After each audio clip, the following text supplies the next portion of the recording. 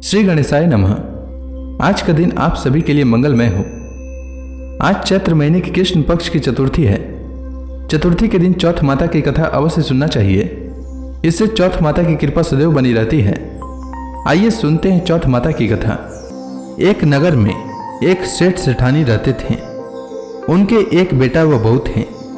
बहू बर्तन साफ कर पानी डालने नीचे जाती तो पड़ोसन पूछती, आज खाने में क्या खाया? तो वह कहती, बासी कुसी तरबासी। एक दिन जब वह बर्तन साफ कर पानी फेंकने गई तो प्रतिदिन की तरह पड़ोसन ने पूछा, आज खाने में क्या खाया? तो उसने प्रतिदिन की तरह उत्तर दिया, बासी कुसी तरबासी। उस दिन सेठ के बेटे ने उसकी बात सुन ली और मन ही मन सोचने लगा, अभी तो यह गर्मा गर्म भोजन करके आई है, फिर ये पड़ोसन को बासी क्यों बता रही है। दूसरे दिन उसने अपनी मां से कहकर खीर खांड का भोजन बनवाया। मां, बेटा और बहू ने साथ बैठकर प्रसन्नता से भोजन किया। बहू बर्तन साफ कर पानी डालने नीचे गई तो पीछे पीछे उसका पति भी गया। आज भी हमेशा की तरह पड़ोसन ने पूछा, आज खाने में क्या खाया? तो उसने प्रतिदिन वाला उत्तर दिया, बासी कुसी तरबासी। उसके पति को बहुत गुस्सा आया। रात्रि होने का इंतजार करने लगा। जब रात्रि में पत्नी कमरे में आई तो हाथ पकड़कर बोला, मेरे सामने खीर खांड के भोजन करके आई है, फिर पड़ोसन को बासी भोजन क्यों बताया? तब वह मुस्कुराकर बोली कि यह आपके पूर्वजों की कमाई है। यह धन ना आपने कमाया न आपके पिताजी ने, तो हुई न बासी। यह सुनकर उसने परदेश जाने का विचार कर सुबह उठकर मां से बोला, मां, मैं कमाने के लिए परदेश जाऊंगा। मां ने कहा, अपने पास बहुत धन है, तुझे परदेश जाने की कोई आवश्यकता नहीं है। लेकिन वह नहीं माना और मां की आज्ञा लेकर वह कमाने के लिए परदेश चला गया। वहां उसको एक सेठ के यहाँ नौकरी मिल गई। कुछ समय में ही उसने सारा कामकाज संभाल लिया और सेठ का विश्वास पात्र बन गया। सेठ अपना सारा कारोबार उसे सौंपकर तीर्थ यात्रा पर चला गया। इधर सास ने बहू से कह रखा था कि परिंदे का पानी और चूल्हे की आग कभी बुझने मत देना, परंतु एक दिन चूल्हे की आग बुझ गई।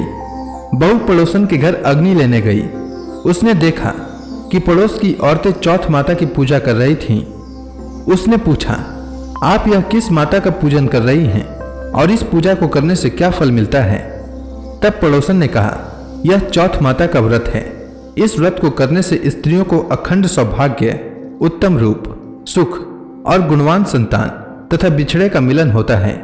तब उसने बताया, मेरे पति परदेश गए हैं, मैं भी चौथ माता का व्रत करना चाहती हूँ, पर मेरी सास मुझे घर से बाहर नहीं आने देती हैं, तो मुझे कैसे मालूम चलेगा कि चौथ का व्रत कब आया?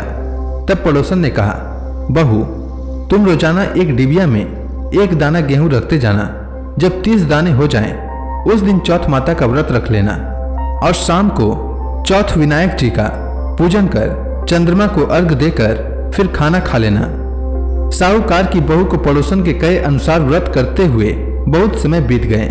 चौथ माता ने सोचा कि यदि इसकी नहीं सुनी तो मुझे मानेगा कौन। तब चौथ माता ने साहूकार के बेटे को स्वप्न में जाकर कहा कि साहू का बेटा सो रहा है या जाग रहा है।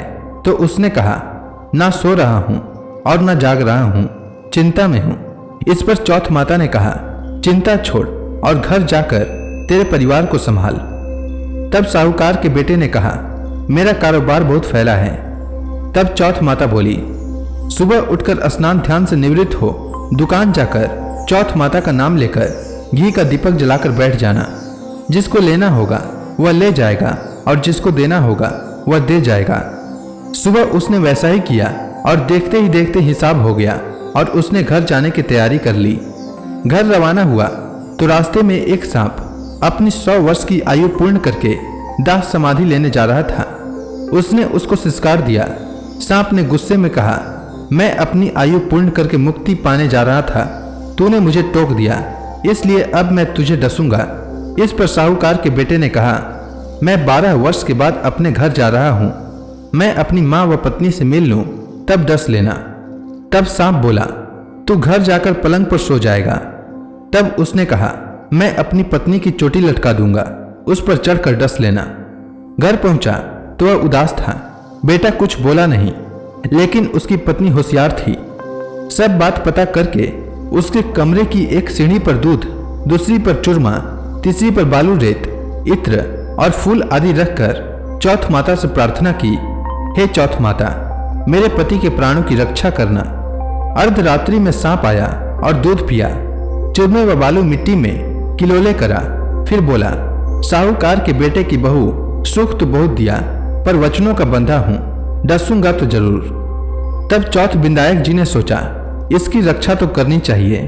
तब चौथ माता तलवार बनी और बिंदायक जी ढाल बने और सांप के टुकड़े हो गए। सांप की पूंछ का टुकड़ा उसकी जुत्ती में जाकर गिर गया। सांप ने सोचा, डसूंगा तो जरूर। तब उसकी पत्नी रोज कीड़ी को आटा डालती थी। तब सब कीड़ियों ने मिलकर उसकी पूंछ को खोखला कर दिया। साहूकार के बेटे को नींद नहीं आ रही थी। वह अपनी पत्नी के साथ चौपड़ पासा खेलने लगा। सुबह देर तक जब बेटे बहू नहीं उठे तो साहूकारनी जगाने गई तो सीढ़ियों पर खून ही खून देखकर जोर जोर से रोने लगी कि मेरा बेटा बहू को किसी ने मार दिया। रोने की आवाज सुनकर बेटा बहू उठे और बेटे ने कहा, माँ, हमारा दुश्मन मरा है, यहाँ सफाई करवाओ, तब हम बाहर आएंगे। माँ ने वहाँ सफाई करवाई। बेटा बहू नीचे आए। बेटे ने पूछा, मेरे पीछे किसी ने कोई धर्म पुण्य किया क्या? तो बहू ने हामी भरी। तब सास बोली, तू 4 समय खाना खाती थी, तूने क्या धर्म किया? तब बहू बोली, मैं चौथ बिंदायक जी का व्रत करती थी। एक समय का खाना पानी वाली को देती, दूसरी बार का गाय के बछड़े को, तीसरी बार का जमीन में गाड़ देती और चौथी बार का चांद को अर्घ देकर स्वयं खा लेती। मैंने बनिए की दुकान से पूजा का सामान मंगवाया, उसका हिसाब कर देना। सास ने पानी वाली से पूछा तो उसने कहा, महीने की हर चौथ को मुझे खाना देती थी। बछड़े के मुंह से फूल गिरने लगे। जमीन में खोदा तो सोने के चक्र मिले। बनिए से पूछा तो उसने अपना हिसाब बताया। फिर बहू ने कहा, अब चौथ का उद्यापन करना है। सास बहू ने चौथ माता का उद्यापन धूमधाम से किया और सारी नगरी में कहलवा दिया कि सब कोई चौथ माता का व्रत करना। साल की 13 चौथ करना, 13 नहीं तो 4 करना, 4 नहीं तो 2 चौथ माता का व्रत तो अवश्य ही करना चाहिए। हे चौथ माता, जिस प्रकार आप साहूकार की बहू पर प्रसन्न हुई, वैसे ही सब पर होना और सबकी मनोकामना पूर्ण करना। तो प्रेम से बोली चौथ माता की जय।